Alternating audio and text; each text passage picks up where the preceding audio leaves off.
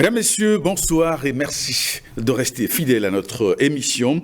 Nous allons explorer ce soir l'univers onirique, les rêves, des outils essentiels pour comprendre le fonctionnement de notre vie.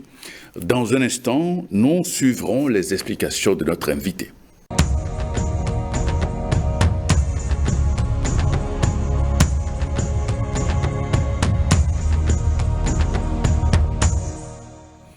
Blaise Gbagbolénou, bonsoir. Bonsoir mon frère Prédé. Vous êtes instructeur spirituel et kabbaliste. Merci.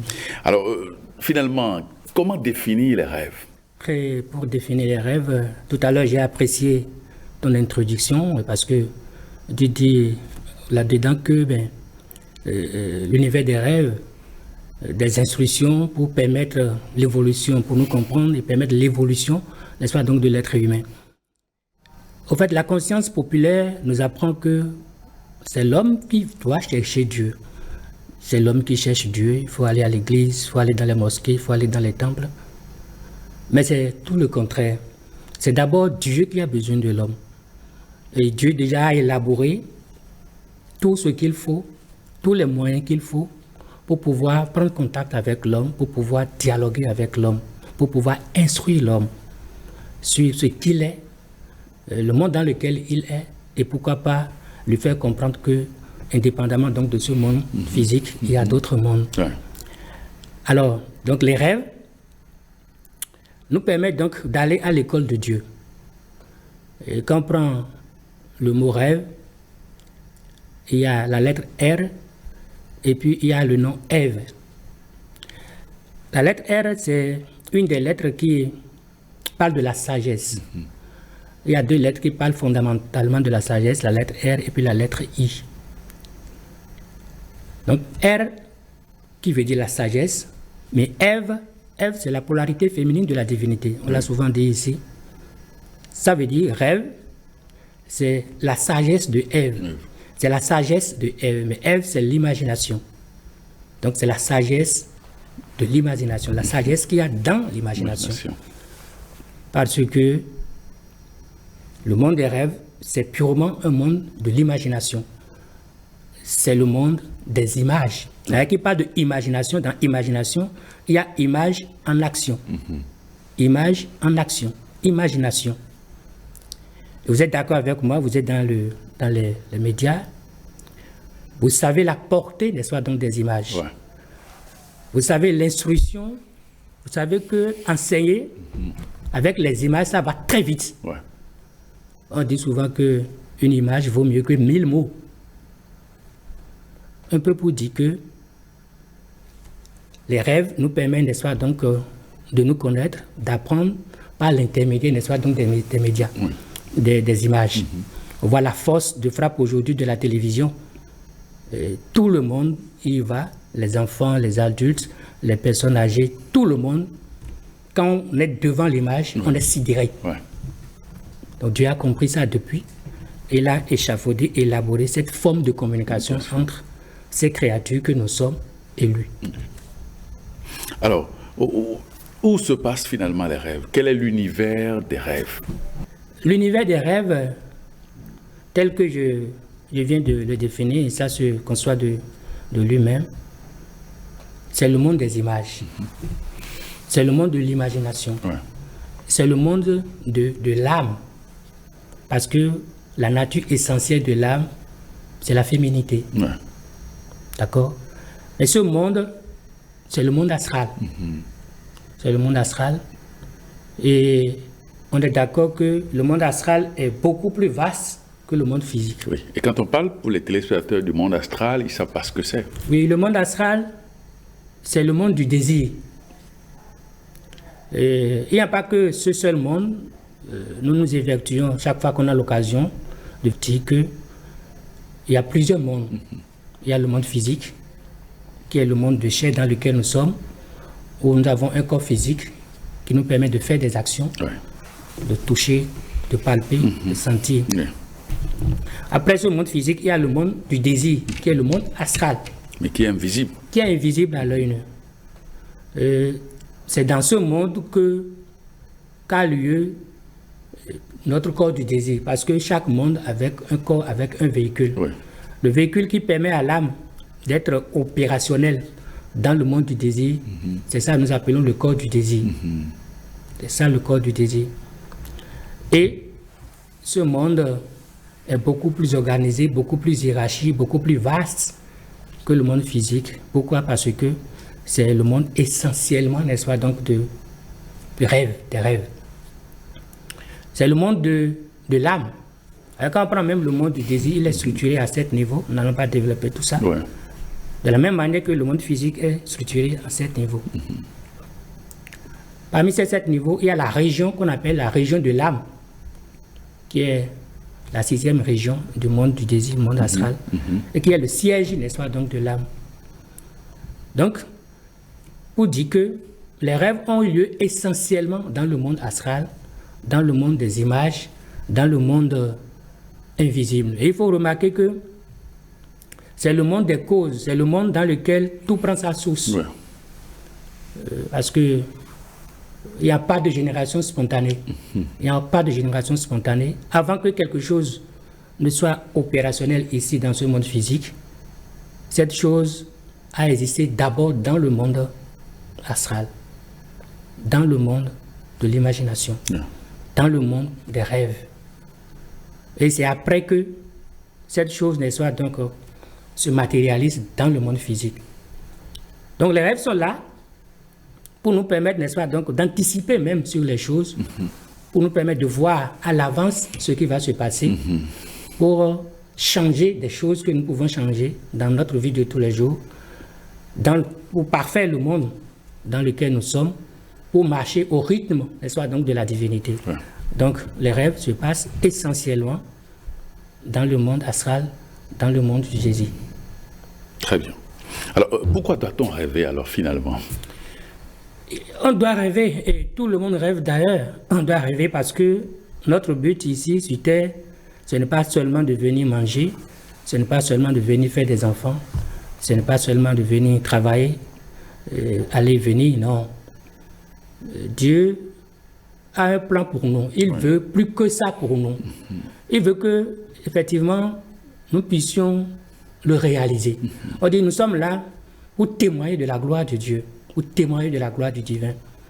Mais comment nous pouvons témoigner de cette gloire si, entre-temps, nous ne nous connaissions pas? Nous ne savons pas qui nous sommes. Ouais. Donc le but essentiellement de l'homme, de l'être humain sur cette terre, c'est de savoir qui il est. Prendre conscience de sa nature véritable, intrinsèque, connaître les principes qui régissent son fonctionnement et, partant de là, connaître comment l'univers est assis. Et quand tout ça est fait, alors nous avons la possibilité d'être un collaborateur conscient de la divinité. Au point où il pourra même, pas il pourra, son désir c'est de nous affecter, n'est-ce pas, une portion que nous également, nous allons diriger.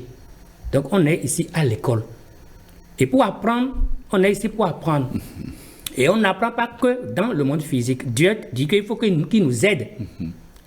Et il trouve que, ok, nous avons besoin, n'est-ce pas, donc, d'apprendre ces lois à travers, n'est-ce pas, donc, la voie des rêves. Parce que c'est d'ailleurs la preuve qu'il n'existe pas que ce monde physique. Les rêves nous témoignent qu'il n'y a pas que ce monde physique. Quand vous dites aux gens que, ok, il n'y a pas le monde physique, il y a d'autres mondes intérieurs. On a dit, mais les mondes intérieurs sont où? On ne les voit pas. Ils sont, quand on éventre quelqu'un, est-ce qu'on voit d'autres mondes dans son ventre? Les mondes intérieurs sont où? Les gens ne se retrouvent pas. C'est ça. Mais quand vous dormez, quand le corps est complètement au ralenti, au repos, alors, et vous dormez, vous rentrez dans un univers que vous-même, vous ne maîtrisez pas. C'est ça. Le corps, lui, il est au repos, là, dans votre chambre, sur votre lit. Mais quelle est cette partie de vous qui sort? Pour aller où? Vous allez dans des univers que vous-même, vous ne maîtrisez pas. Et vous êtes d'accord que ce n'est pas votre corps de chair qui est en train de faire ce... Non, puisque le corps est sur place. Puisque le corps est sur place. Donc c'est la preuve palpable qu'il y a ces mondes-là. Et c'est parce que ces mondes sont à l'intérieur de vous que, lorsque le corps est au repos, c'est-à-dire complètement au ralenti, que ces autres corps émergent et vont dans ces mondes qui sont les vrais mondes, qui sont leurs vrais mondes. Parce qu'il a dit que c'est là qu'il y a tout. C'est la source de tout. Donc, Il est important que tout le monde puisse rêver. Il est important pour que tout le monde puisse prendre conscience du monde des rêves pour savoir qu'au fait, effectivement, il y a d'autres mondes, il y a d'autres corps. D'accord? Et il a l'insigne obligation d'apprendre sur le fonctionnement donc, de ces autres corps, sur les lois, les principes qui régissent ces autres corps, pour que ces corps également soient opérationnels, opératifs de la même manière que... Et comment travailler, comment purifier ces différents corps. De la même manière que le corps physique est opérationnel dans le monde physique. C'est ça. Alors, est-ce que tout le monde rêve? Est-ce qu'il y a des gens qui ne rêvent pas ou bien... Parce qu'on entend souvent dire, bon, moi je ne rêve pas. Alors que normalement, quand nous nous endormons, c'est que nous devons rêver. Oui, tout le monde rêve. Tout le monde rêve. Dites-moi plutôt que tout le monde ne se souvient pas de son rêve. C'est ça. Et c'est ce qui est fréquent. Tout le monde rêve. Mais le problème, c'est comment se souvenir de ses rêves. Très bien. Les gens oublient. Simplement parce que les gens ne prennent pas les dispositions qu'il faut pour que, au retour des soirs donc de ce voyage-là, ils puissent se rappeler de tout ce qu'ils sont allés faire là-bas. Il y a des comportements qui sont à l'origine des soirs donc de cet oubli-là. OK? J'ai dit tout à l'heure qu'il faut discipliner le corps, les autres corps, le corps du désir, qui évolue dans le monde des rêves. Comment vous voulez que ce corps soit opérationnel, ce corps soit développé, si vous ne le connaissez pas, vous ne savez pas ce qu'il faut faire pour le développer. Vous ignorez même son existence. Vous ignorez son existence. Ça va être difficile. Et c'est ce que nous faisons. Ce corps se comporte là-bas comme un bébé.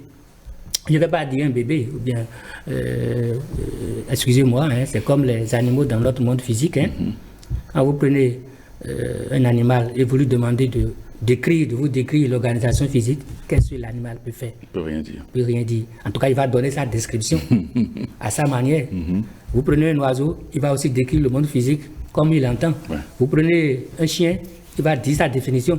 Mais ce qui est sûr, c'est des définitions qui n'auront aucun rapport évident avec la réalité. Simplement parce que ce n'est pas ça, ce n'est pas leur monde, quoi. Ils n'ont pas encore les yeux qu'il faut, les organes qu'il faut pour parler du monde physique. C'est exactement la même chose. Ce qui fait que quand vous appelez quelqu'un aujourd'hui et vous lui parlez des rêves, vous parlez de ce monde du désir, ce monde que tout le monde veut y aller, chacun raconte ce qu'il veut. Chacun raconte ce qu'il veut parce que chacun n'a pas encore fait ce travail de développement de ce corps astral. Il faut développer la tête du corps astral. Il faut développer les yeux du corps astral. Il faut développer les oreilles du corps astral. Il faut développer la bouche du corps astral. Il faut développer les jambes, les membres du corps astral. Il faut développer tous les organes du corps astral pour que ce corps soit construit, ce corps soit éveillé. Et là, naturellement, nous allons constater que quand nous y allons, quand nous allons dans le monde du désir, nous allons être conscients des choses qui s'y passent. Blaise Bogbenou, comment faire donc pour que ce corps soit développé, ce corps astral? Oui, pour que ce corps soit développé, il y a des comportements très simples. Lesquels? D'abord, j'ai parlé ici lors d'une émission des éthers, par exemple. Les éthers inférieurs, je reviens toujours dessus, parce que c'est fondamental. Quelqu'un, par exemple, qui veut dormir, qui veut se coucher, mais qui mange de façon exagérée. Ce qui est sûr, il ne peut pas permettre à ce corps-là de s'exprimer. Donc il faut une discipline d'abord du corps physique. En sélectionnant ce que nous consommons comme aliment, il faut que nous mangions faim. Il faut que nous apprenions à assainir nos repas. Je ne vais pas demander aux gens d'être végétariens, mais c'est l'idéal. La consommation de la viande, c'est quelque chose qu'on peut réduire. Et les aliments de digestion, à digestion difficile, il faut éviter ça. En fait, il faut faire en sorte que, avant de vous endormir, vous soyez suffisamment léger. Il y en a même qui conseillent déjà de prendre le dîner déjà à partir de 19h. Vous avez pris votre repas du soir. Si déjà à partir de 19h, vous avez pris votre repas du soir, vous êtes sûr que quand vous allez vous endormir, ce corps-là va être suffisamment léger et que le contact va être facilement établi. Donc il faut cette discipline vis-à-vis du corps physique. Il faut éviter les émotions négatives, les faut éviter la peur, par exemple. Il faut éviter les critiques. Il faut éviter les calomnies. Il faut éviter la haine. Il faut faire en sorte que ces émotions-là fassent loin de nous, autant que possible. Chercher à développer des émotions très élevées, des émotions, développer l'amour, la générosité, la bonté. D'accord? Et quels sont les spectacles auxquels nous nous adonnons? Est-ce que nous ne passons pas la plupart donc de nos soirées dans les boîtes de nuit? Quel genre de lecture nous faisons-nous? Donc il y a plein de choses. Il y a aussi que il faut donner une orientation, par exemple, à son sommeil. La plupart du temps, nous nous couchons comme, excusez-moi, le thème des animaux. Et on finit les courses de la journée, on vient, et puis on se lave, on se couche. Sans donner une orientation, n'est-ce pas, donc, à son sommeil. C'est dangereux, ce n'est pas bien. Et comment orienter donc son sommeil? Quel type d'orientation doit-on donner à son sommeil quand on veut s'endormir, quand on veut coucher? Les maîtres disent que la nuit est beaucoup plus essentielle que le jour. Mais l'homme ordinaire que nous sommes, nous exploitons plus la journée que... D'ailleurs, on ne connaît même pas l'utilité de la nuit. De la même manière que nous travaillons dans la journée, nous allons vaquer à nos occupations, tout ça là, nous devons nous dire que dans le monde astral également, il y a du travail qui nous attend. Il y a du boulot qui nous attend. Mais quel genre de travail voulons-nous? Vous pouvez, par exemple, avant de vous endormir, dire que, ok, tout à l'heure, quand je vais sortir de mon corps, je vais aller dans un hôpital prier pour quelqu'un, par exemple. Je vais aller rendre visite à un malade avec l'aide de mon ange gardien. Vous appelez par son nom, ok, tout à l'heure, quand je vais laisser mon corps physique, alors je vais aller prier pour tel parent, par exemple, qui est souffrant, mais pour tel ami qui est souffrant, bien pour tel ami qui est en difficulté, qui a besoin de l'aide, je vais faire ça. Voilà une manière, par exemple, d'orienter son sommeil, d'orienter ses rêves. Et il en sera ainsi pour vous.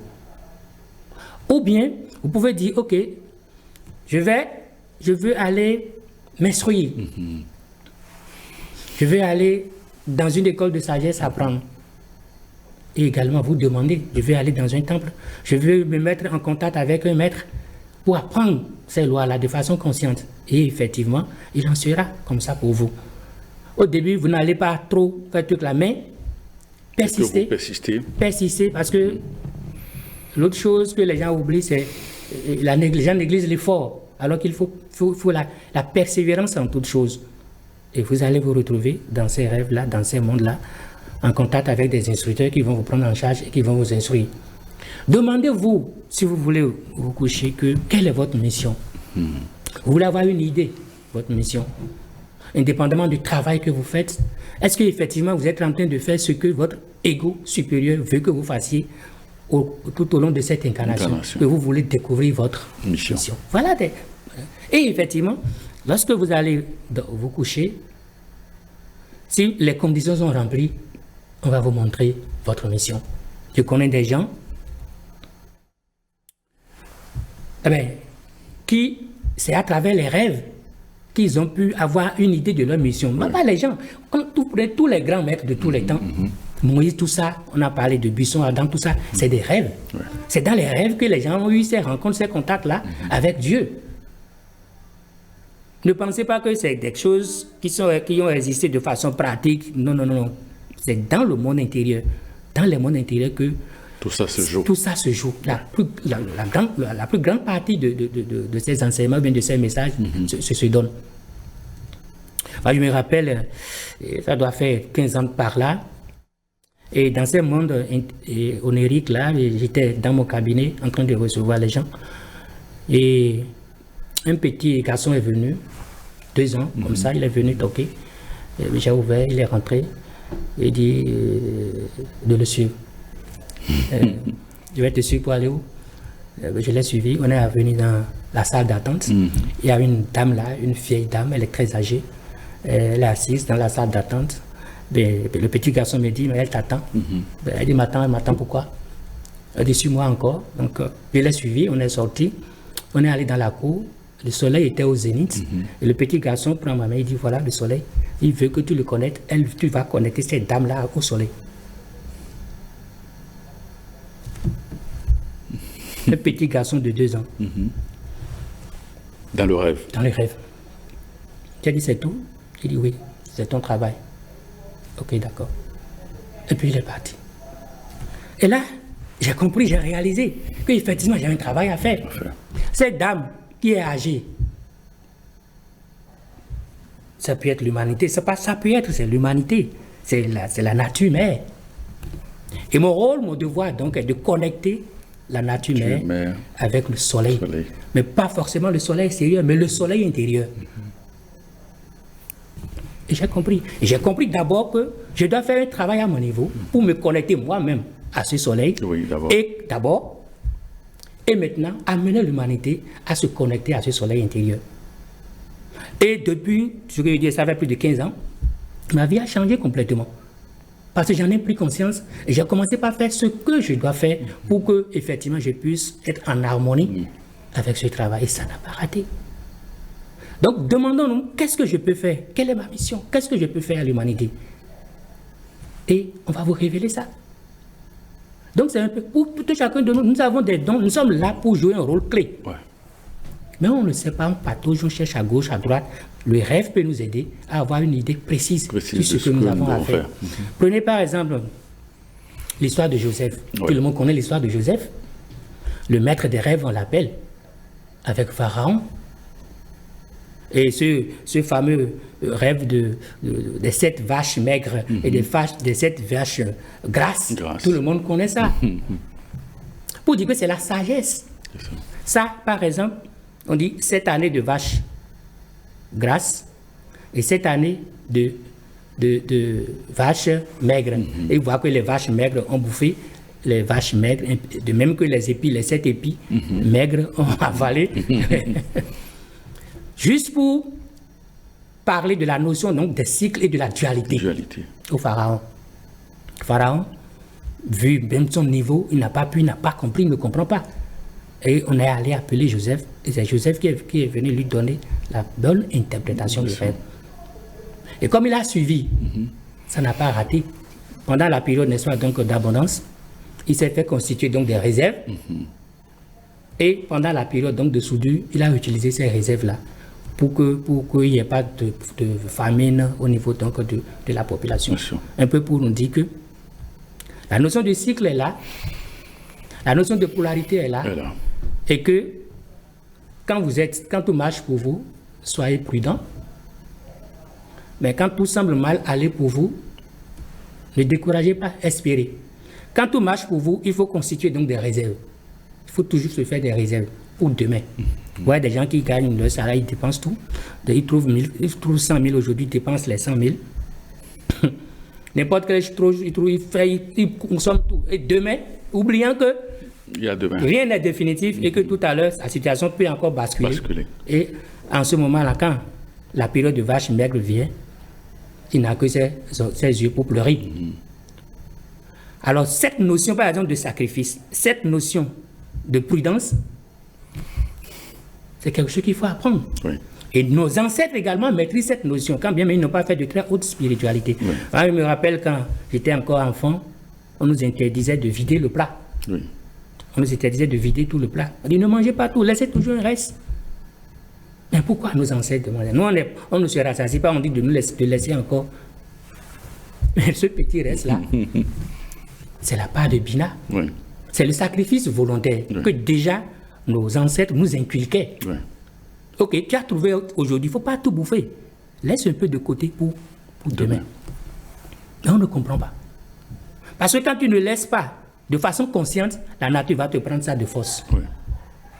Et c'est en ce moment-là qu'il y a la souffrance, qui est douloureux, c'est des pertes, ou bien c'est des problèmes de santé, ou bien c'est tu fais des dépenses, tu ne comprends pas, tu vis des difficultés, parce que la nature est en équilibre, ce que tu n'as pas donné, ce que tu n'as pas pu donner de ton propre chef, là, on va te prendre ça. De force. Alors, mais pourquoi certains oublient leur rêve? Oui, les gens oublient leur rêve à cause de tout ce que je viens de vous expliquer, parce qu'ils ne prennent pas ces précautions. Ils ne prennent pas ces précautions.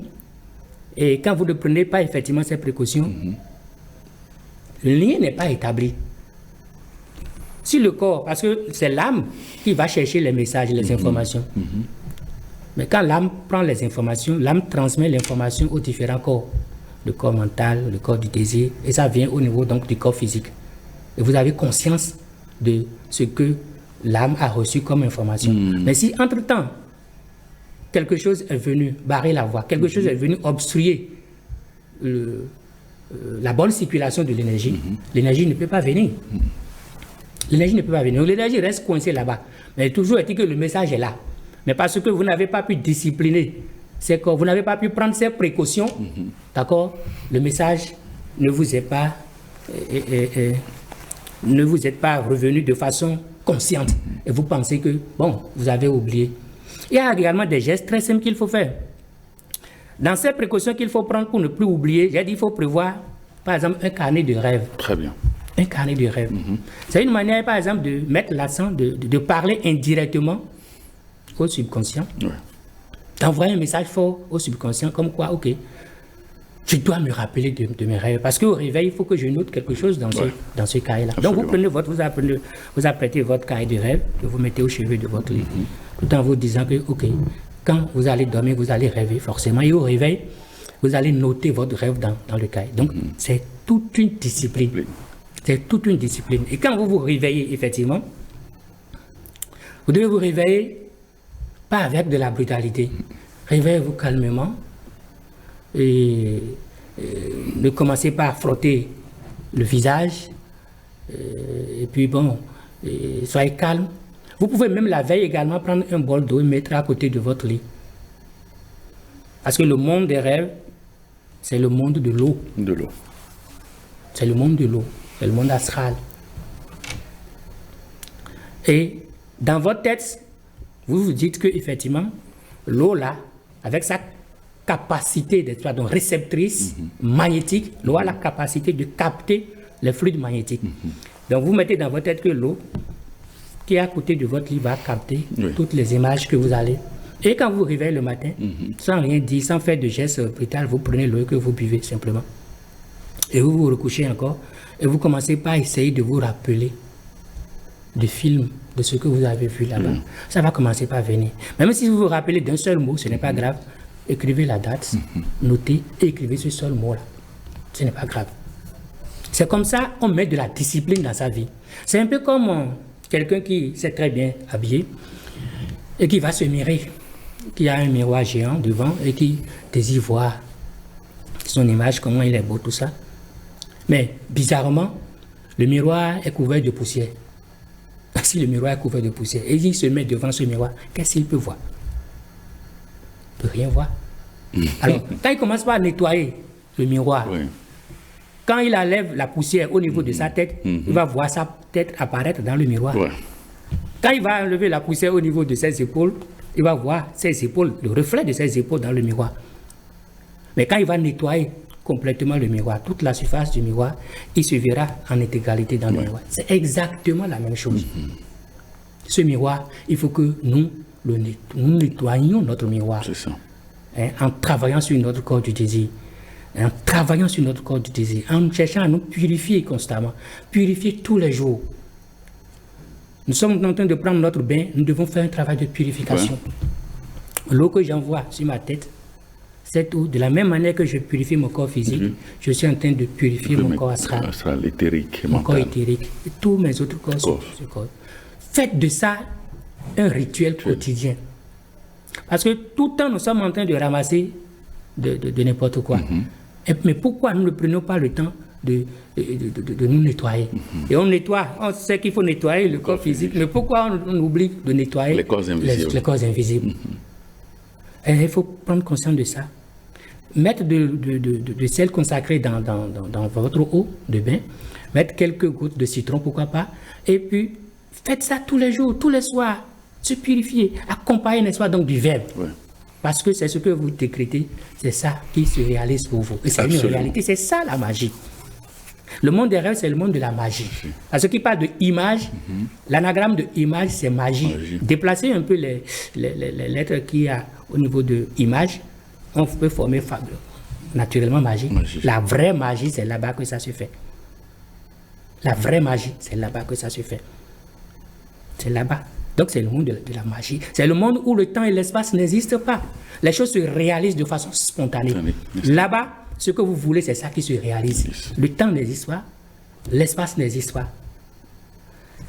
Vous voulez quelque chose, ça se réalise en même temps. Et donc c'est un monde de réalité, de pure réalité. Mais on néglige parce qu'on ne s'y connaît pas. On n'est pas instruit par rapport à ça. Et nous sommes là pour apporter ce grain d'information aux gens. Alors, que faire pour se rappeler ses rêves? Oui, pour se rappeler ses rêves, c'est tout ce que je viens de te dire. Il faut se préparer, il faut se purifier, il faut avoir de la discipline. Il faut avoir de la discipline. J'ai parlé de l'eau, j'ai parlé du carnet de rêve, j'ai parlé de comment orienter son sommeil. Tout ça, c'est de la discipline. C'est des manières qui nous permettent de nous rappeler de nos rêves. C'est ça. Et demander. Lorsqu'on ne comprend pas, il faut toujours demander. C'est une manière aussi d'orienter, n'est-ce pas, donc les rêves. Comme ça va commencer par venir. Ça va commencer par venir. Ça va commencer par venir. Alors, comment interpréter maintenant les rêves? Parce que ça, c'est le morceau majeur. C'est le morceau majeur. Comment interpréter les rêves? Les rêves, c'est le monde, je l'ai dit à l'entame de cette émission, des images. Et c'est le monde où l'universalité même se manifeste à nous. Le langage universel est prononcé à travers le monde. Seulement, les images que nous voyons dans les rêves, ces images dépendent également de notre éducation. De notre croyance, de ce qu'on nous a mis dans la tête, tout ça. C'est en fonction de ça que nous voyons ces images-là. Un peu pour dire que nous pouvons voir les mêmes images, mais compte tenu de notre éducation socioculturelle, nous n'ayons pas les mêmes compréhensions donc, de ces mêmes images-là, parce que nous n'avons pas les mêmes réalités. Et c'est par rapport à ça, on vous dira que le meilleur interprète d'un rêve, c'est le rêveur lui-même. Parce que le message tient compte de qui vous êtes. Le message tient compte des expériences spécifiques que vous avez à faire. Le message tient compte du contexte dans lequel vous vivez. Un Béninois, par exemple, qui rêve et qui voit un hibou. Vous comprenez déjà? Il voit un hibou, c'est la panique totale. C'est qu'il a affaire à un autre monde. Un autre monde. Parce qu'il sait que ici, dans notre culture, l'hibou, c'est le véhicule que le sorcier utilise, n'est-ce pas, pour faire mal. Et donc, c'est la peur, c'est la débandade. Mais prenez un Français qui rêve et qui voit le même hibou. Ça ne lui dit rien. Ça ne lui dit absolument rien. Parce que là-bas, eux, ils s'amusent même avec ces animaux, ces oiseaux-là. Ils s'amusent avec ces oiseaux. D'accord? Un peu pour dire que, pour décrypter le message de ce que de vos messages, il faut d'abord faire référence à vous-même, aux réalités que vous vivez, à tout ce que vous vivez comme truc là. Mais au-delà, il y a des symboles qui sont universellement reconnus. Il y a des symboles qui sont universellement reconnus. Alors, je prends un exemple. Quand je donne une rose à quelqu'un, ou bien je rêve et je suis en train de donner une rose, par exemple, à quelqu'un, on comprend déjà qu'il s'agit d'un langage d'amour. D'accord. Les peuples qui ne connaissent pas la symbolique de la rose vont dire qu'eux, ils ne comprennent pas ça. Mais si je rêve, par exemple, je prends notre réalité socio-culturelle et je rêve, je suis en train de donner un pain tigant, par exemple, à une femme. Même la grand-maman ou bien la bonne dame du village sait que, effectivement, c'est un acte d'amour. C'est une image d'amour. Quand je rêve et je vois le soleil, ça, on sait ce que ça veut dire. Encore que là, il faut encore aller à l'école de ces symboles pour savoir ce que c'est. Ce que ces symboles sont. Quand je rêve et je vois la lune, quand je rêve et je vois un nombre, alors, si je suis étudiant, j'évolue dans un cercle de spiritualité, on m'a enseigné la Kabbale, on m'a enseigné des choses. Le maître intérieur pour m'enseigner prend appui sur ces informations que j'ai reçues, par exemple, et me balance ces informations. À moi maintenant, de faire recours à mon instruction pour voir ce que ça signifie, pour voir le message que l'âme est en train donc de me transmettre. Maintenant, si je ne comprends pas, il faut que je demande à ceux qui ont étudié ces genres de symboles pour essayer de comprendre, je dis, parce que je le répète, le meilleur interprète d'un rêve, c'est le rêveur lui-même. Il y a des symboles, effectivement, qui sont universels. Les nombres, par exemple, vous rêvez, vous voyez le nombre 1. Tout le monde sait ce que le 1 représente en numérologie. On va dire que c'est l'unité. Et l'unité, ça renvoie à la protection. L'unité, ça renvoie à l'omniprésence. L'unité, ça renvoie à tout. Donc, il faut. Vous rêvez, vous trouvez le 2. Ça vous renvoie encore à un lot de messages, un lot d'enseignements, la dualité, le jour et la nuit. Vous restez, vous revoyez le 3, ainsi de suite. Selon la numérologie, par exemple, un Chinois, vous ne pouvez pas lui parler de l'unité et il va dire que non, il ne connaît rien de l'unité. Un Indien, vous ne pouvez pas lui parler de l'unité, il va dire qu'il ne connaît rien de l'unité. Voilà des symboles universellement reconnus. Donc quand ces symboles apparaissent dans nos rêves, si nous ne savons pas interpréter ces symboles, nous pouvons nous rapprocher des écoles qui enseignent l'ésotérisme et pour avoir de la lumière sur ça. Mais d'abord, il faut chercher la chose par soi-même. Vous rêvez également, vous voyez les animaux vous poursuivre. Et ça, c'est le cauchemar, par exemple. Ça, c'est la peur. Parce que nous avons dit que l'âme nous enseigne dans le monde du rêve. L'âme nous enseigne aussi par rapport à nos faiblesses. C'est clair, nos tares. Par rapport à nos tares. Pour nous dire, ok, voilà, bon, cet animal à 3 têtes que tu as vu et qui te pourchasse, bon, tu vas dire que c'est la sorcellerie. Mais non, ce sont tes propres démons intérieurs. Ce sont tes propres déchets qui ont pris la forme de cet animal étrange qui te fait fuir. Alors, on te demande, ok, commence par faire un travail sur tes défauts, sur tes déchets là, sur tes émotions, ça là, c'est le message de l'âme. Mais pour quelqu'un qui n'est pas averti, il va commencer par courir de gauche à droite, aller voir le bouconon, faire sacrifier, tout ça. Mais le même rêve, ça va venir. Tu vas toujours rêver, te trouver en train d'être poursuivi par cet animal-là, par des trucs comme ça. Ça veut dire que tu n'as pas compris encore. Tu n'as pas compris qu'on est en train de te demander de chercher à dominer ta peur, de chercher à faire face à tes faiblesses intérieures et de chercher à te discipliner toi-même. Tant que tu vas comprendre ce message et quand tu vas comprendre ce message et que tu vas commencer par faire le travail qui va te permettre, tu vas constater que tu ne vas plus voir ces rêves-là. Ça va. Ça veut dire que le message est compris, le message est passé, la leçon est reçue et on passe à d'autres choses. Quelqu'un qui rêve et qui se voit en train de planer dans l'air ou bien dans un avion, tout ça, c'est des messages spécifiques. On dit que prendre de la hauteur. Parce que l'air, c'est ce qui est de plus léger, n'est-ce pas? Absolument. Donc, prends de la hauteur. Cherche à t'élever. Ou bien, d'accord, d'abord, ça fait partie même des rêves élevés. Hein. Si vous rêvez déjà, vous trouvez dans l'air en train de planer ou bien dans un avion, tout ça, ça veut dire déjà que vous avez laissé déjà l'écorce terrestre et vous êtes en train de faire déjà un travail d'élévation. Et vous devez continuer davantage. Parce que c'est un message qui nous demande, par exemple, d'essayer donc de nous alléger. Alors, comment tirer profit donc des rêves? Oui, on peut tirer profit des rêves en faisant, n'est-ce pas, donc de nos rêves, des opportunités de travail. Des opportunités de travail. On peut se libérer, se débarrasser de certaines charges karmiques à partir du rêve. Mais comment? Tout en demandant, simplement, il faut demander. Vous voulez vous dormir? Demandez au maître spirituel, demandez à votre ange gardien, ok, je veux me débarrasser de telle maladie qui me perturbe. Ou bien je veux aller à l'hôpital, de tel défaut. Je veux aller à l'hôpital des anges. Je veux que les anges me traitent par rapport à telle difficulté que je vis, telle situation que je vis. Et effectivement, ça va être réalisé. La nature a horreur de vide. Dès que vous prononcez, n'est-ce pas, donc la demande, ça se réalise et vous avez gain de cause.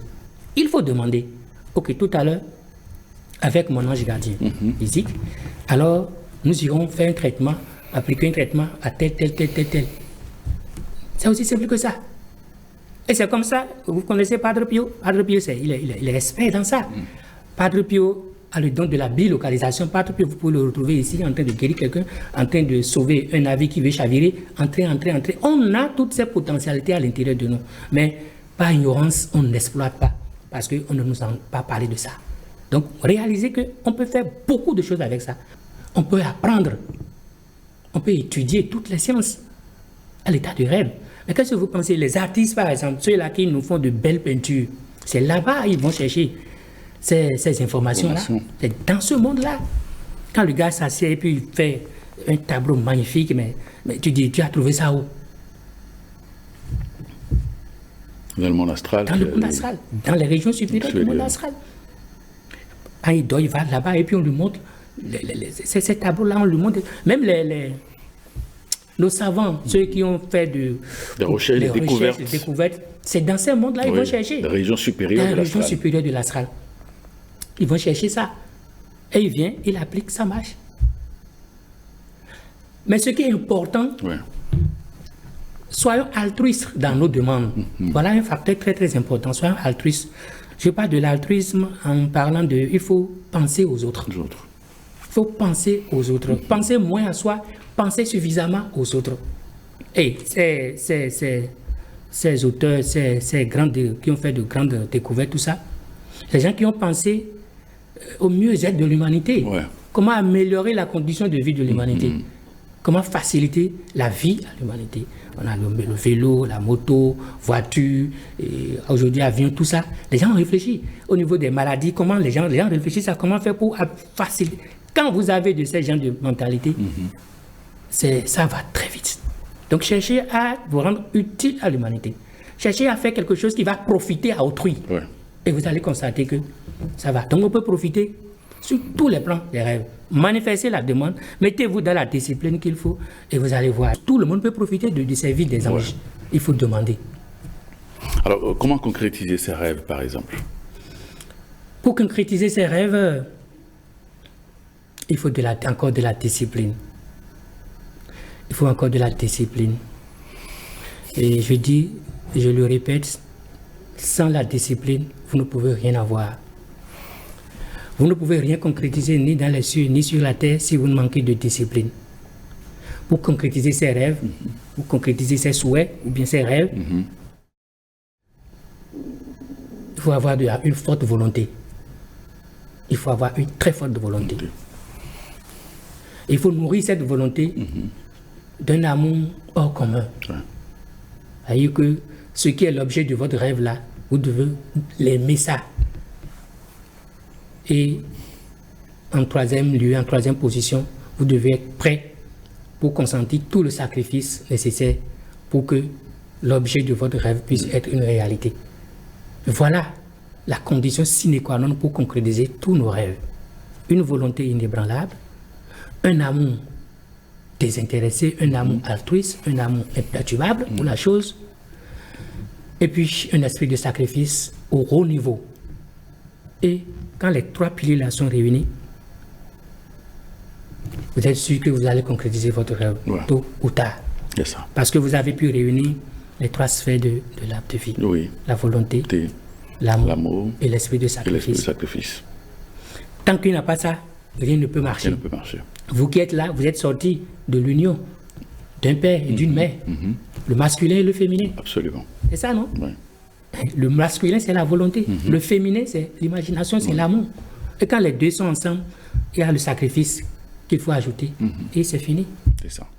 Alors, quel est le lien entre le rêve et puis, par exemple, la Kabbale? Le lien entre les rêves et la Kabbale. Là, vous me renvoyez sur un sentier qui m'amène à faire une petite opération au niveau même de... à calculer le poids même du mot rêve. Très bien. Ça paraît anodin, mais c'est là que vous allez constater que le hasard n'existe pas dans le monde de Dieu. Quand vous prenez le mot rêve et que vous calculez son poids énergétique, ça vous donne 23. Ça vous donne 23. Mais 23, l'ange numéro 23, qui est Melahel, cet ange, c'est lui qui nous donne l'imagination qui permet d'interpréter les rêves. Melahel. Même Lamed, Ré, Aleph, Lamed. C'est cet ange qui nous donne la force, l'imagination qui nous permet d'interpréter les rêves. Le rêve. Melachel. Melachel. Et quand vous voyez même la racine trinitaire de Melachel, c'est-à-dire même Lamed, Ré, Oui. la tradition nous dit que cette trinité nous permet d'avoir l'immortalité. Oui. Il y a le même qui est l'océan primordial, Bien. c'est-à-dire la matière. Il y a Lamed qui est la lettre pont qui établit le contact. Oui. Et le Ré qui est la vie. La vie.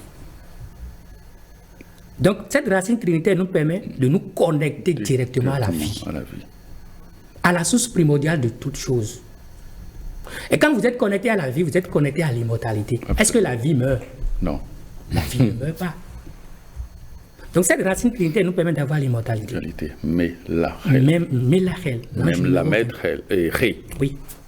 Même Lamed, Ré. Lamed, Voilà Ré. les trois lettres. Les trois lettres. hébraïques. Les trois hébraïques. Après, maintenant, il y a Aleph, Lamed pour dire Ella, Oui. Melachel. Donc cette racine trinitaire, voilà d'abord ce à quoi elle nous. Voilà. Cette même racine nous demande nous parle du partage de la lumière, Oui. du partage de la sagesse. Écoutez, quand dans une obscurité, j'allume une bougie, j'allume une flamme de bougie, une bougie, en même temps, il n'y aura plus d'obscurité. Non. Alors, à contrario, c'est-à-dire que la lumière permet de dissiper l'obscurité. Si j'allume 2 bougies, la luminosité augmente. Oui. Si j'allume 3 bougies, l'ancêtre ange nous parle donc de la distribution de la sagesse, du partage de la lumière. Oui. Et quand nous sommes beaucoup à partager la lumière, nous sommes beaucoup à allumer notre lampe dans l'obscurité, nous travaillons pour le recul, n'est-ce pas, donc de ces obscurités-là. Ouais. C'est très très important. D'accord. Ça montre également la force de la lumière sur l'obscurité. Quelle que soit la densité de l'obscurité, allumer une bougie, est-ce que l'obscurité peut éteindre la lumière? Non. Mais la lumière, la seule bougie que vous avez allumée là, ça peut faire disparaître l'obscurité. Obscurité. Méditez un peu sur cette réalité. Et cette racine trinitaire nous renvoie à ça, partage de la flamme, partage de la lumière. Je vais vous lire tout à l'heure l'exhortation de cet ange et vous allez... Oui, Melachel, oui. Melachel. Allez-y rapidement. Permettez. On dit, Melachel exhorte. J'ai mis en toi, pèlerin, une puissante imagination pour que tu sois l'interprète de mes symboles. Dans la pierre, dans la gestuelle humaine, dans les rêves. Je veux te faire savoir que ce monde des formes que tu perçois a été auparavant une idée que j'avais conçue et que ma sensibilité a aimée. Mais d'autres idées et d'autres amours se succèdent dans mon essence.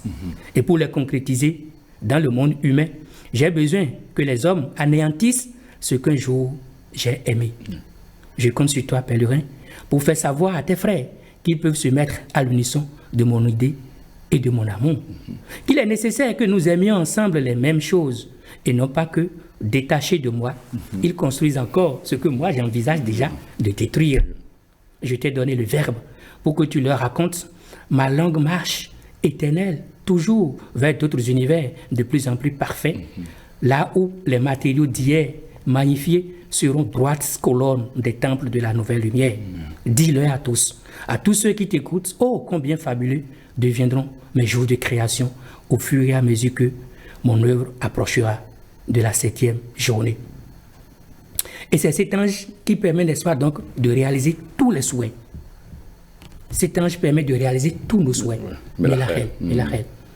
Il permet donc de réaliser tous nos souhaits. Donc on peut travailler avec cet ange-là pour bénéficier de tout ça. Mieux. Melachel, quand vous additionnez 2 plus 3, ça fait 23, ça donne 5. 5. Le nombre 5 qui nous renvoie encore Pentagramme au et à pentagramme, Mars et à Kébora. à Kébora, où on nous demande, où on parle de la traversée de la mer Rouge. La traversée de la mer Rouge, la mer de nos émotions. Il faut traverser ces émotions-là. Donc, Mélarel peut nous aider à traverser nos émotions, à purifier nos émotions, pour véritablement être un homme pentagramme, l'homme réalisé debout. Merci Blaise Gboblénou, kabbaliste et instructeur spirituel. Merci pour vos informations et vos explications. Merci également pour vos précisions sur le thème du jour, lumière sur les rêves. Merci et à très bientôt. Et cette émission qui se refait, merci de l'avoir suivi et à très bientôt.